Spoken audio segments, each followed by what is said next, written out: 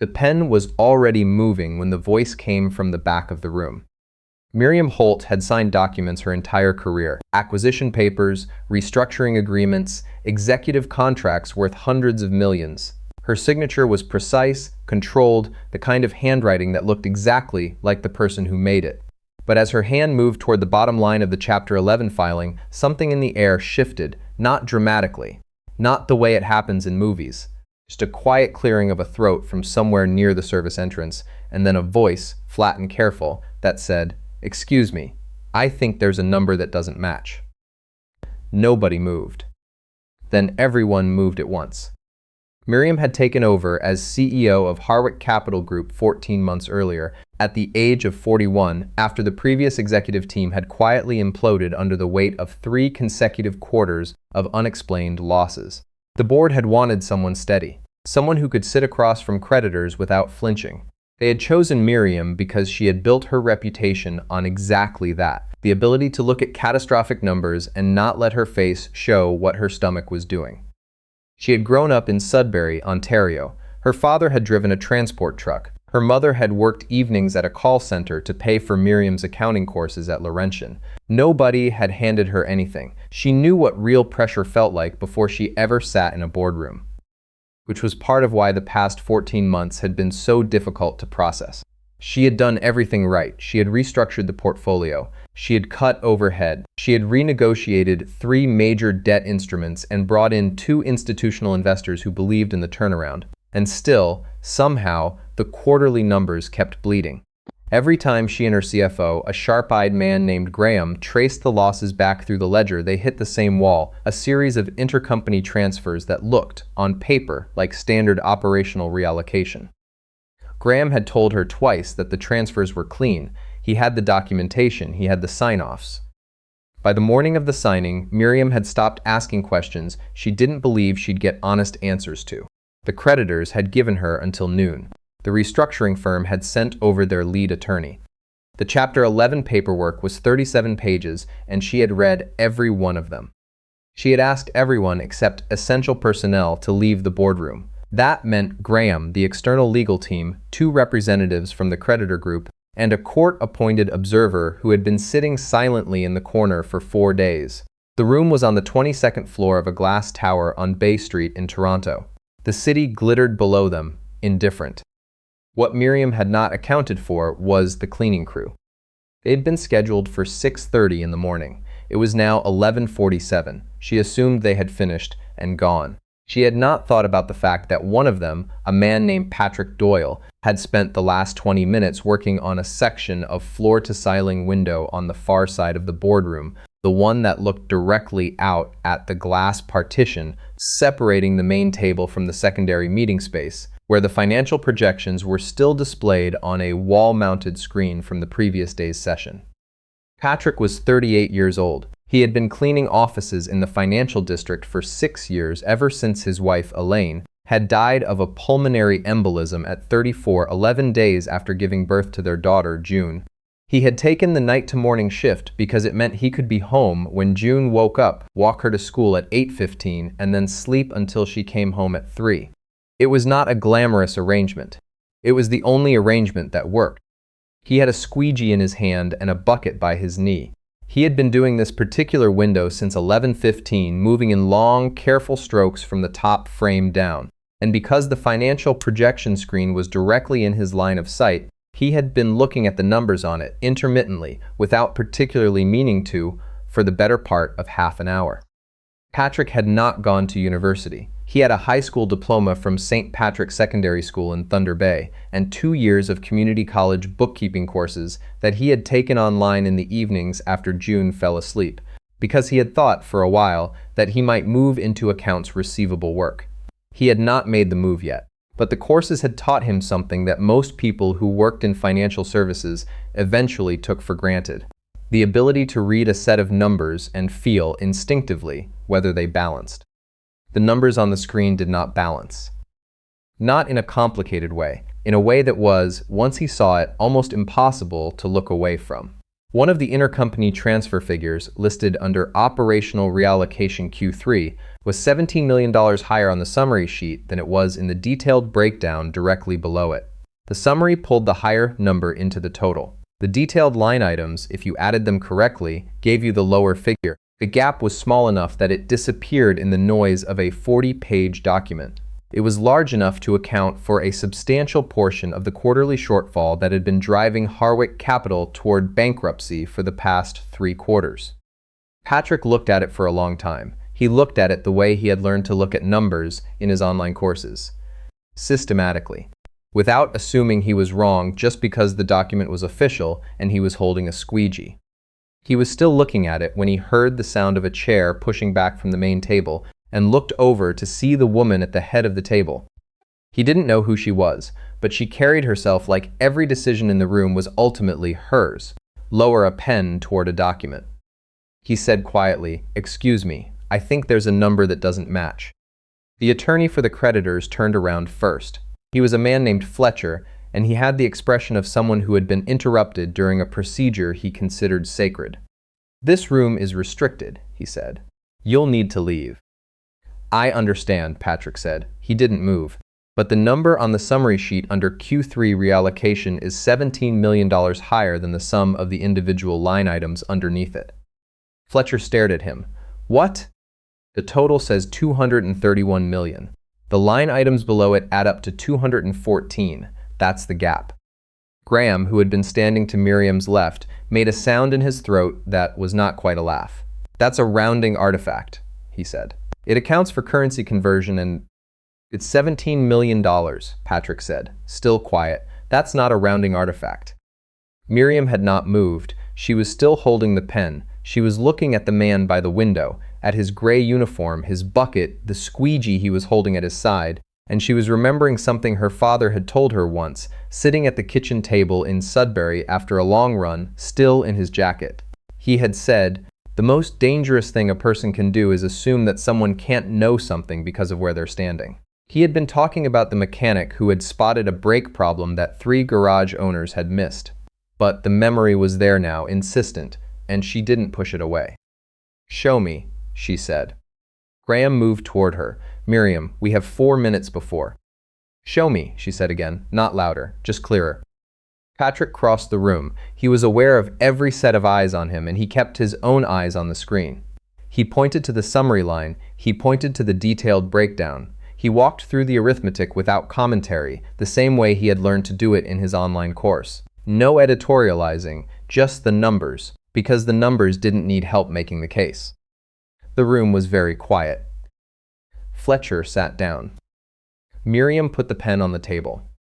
What happened in the next 4 hours would later be described in a Financial Post article that ran 8 weeks later as one of the most unusual reversals in recent Canadian corporate bankruptcy history.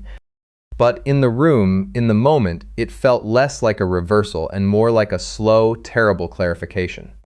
Miriam called the creditor group's lead contact and asked for an extension. She did not explain why. She used a tone she had developed over 15 years of high-stakes negotiations. Not aggressive, not pleading, simply absolute, and she got 90 minutes.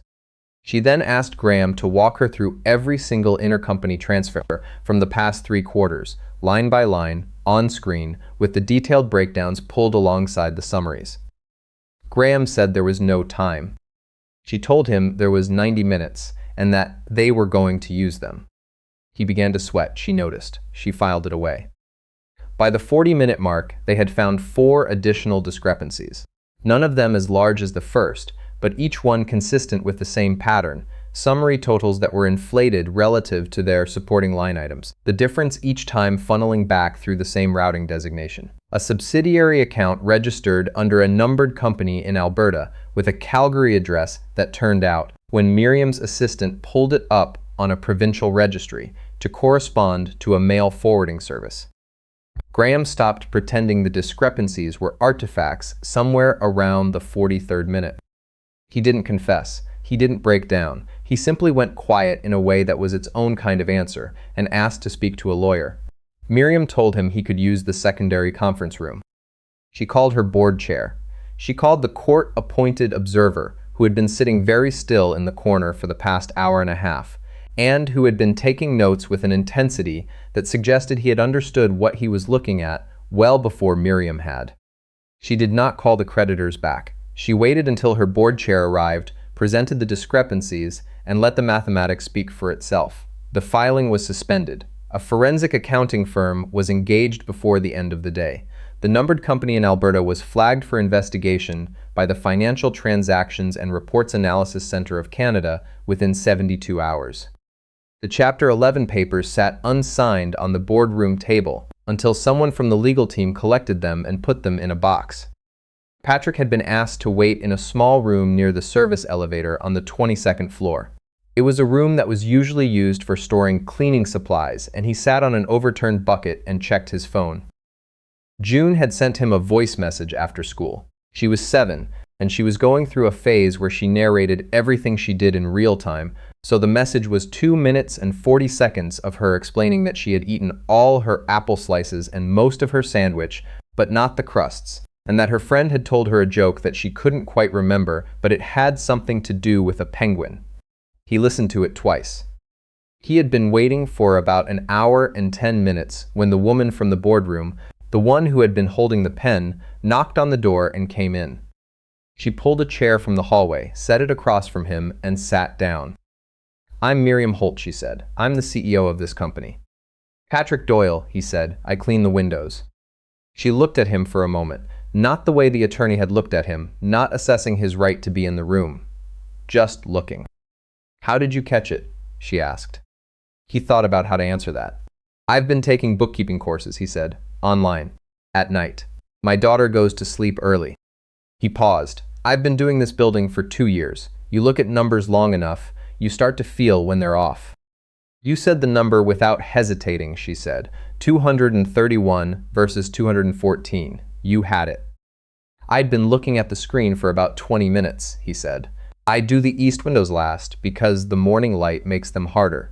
By the time I noticed the discrepancy, I'd already added it up 3 times. Miriam was quiet for a moment.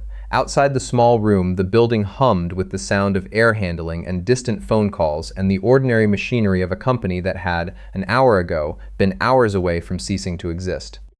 "The difference," she said, "across all 4 accounts we found this afternoon is approximately $63 million.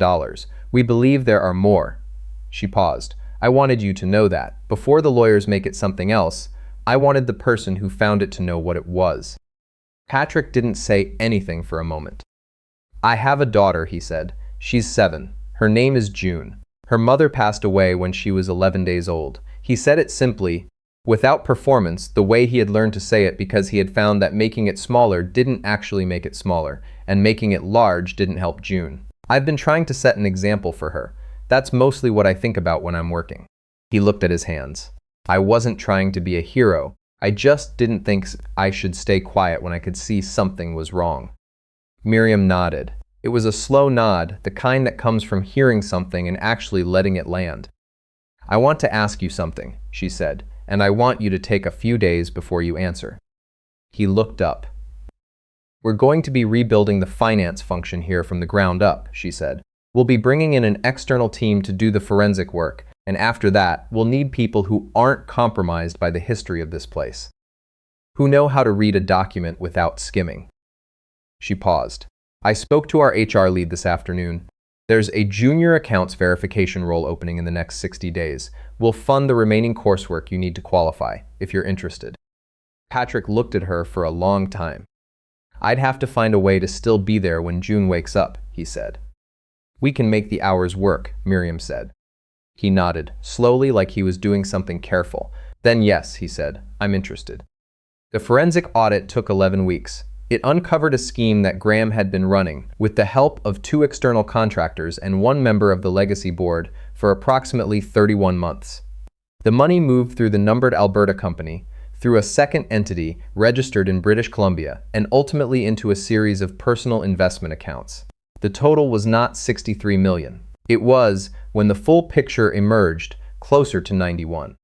Graham was charged under the Criminal Code of Canada with fraud over $5,000 and breach of trust by a public officer. The 2 contractors were charged as accessories. The legacy board member reached a settlement with the civil proceeding and resigned from 3 other boards he sat on within the week. Harwick Capital did not file for bankruptcy. It filed for a voluntary restructuring under creditor protection, stabilized within 4 months, and returned to normal operations before the following fiscal year. The Financial Post article, when it ran, quoted Miriam Holt as saying that the company's survival was the result of many people making the right call under pressure. She did not name Patrick Doyle in the article. She had asked him if he wanted to be named, and he had said no. He said June didn't need to see his name in the paper. He just wanted to do the job. He started in the accounts verification role on a Tuesday in March. He wore a shirt he had ironed the night before, while June slept. He walked her to school at 8:15, the same as always, and she held his hand the entire way and talked about a book she was reading about a girl who trained horses in northern Alberta, and she asked him if they could ever go to Alberta and see a real horse, and he said yes, someday. He thought they probably could.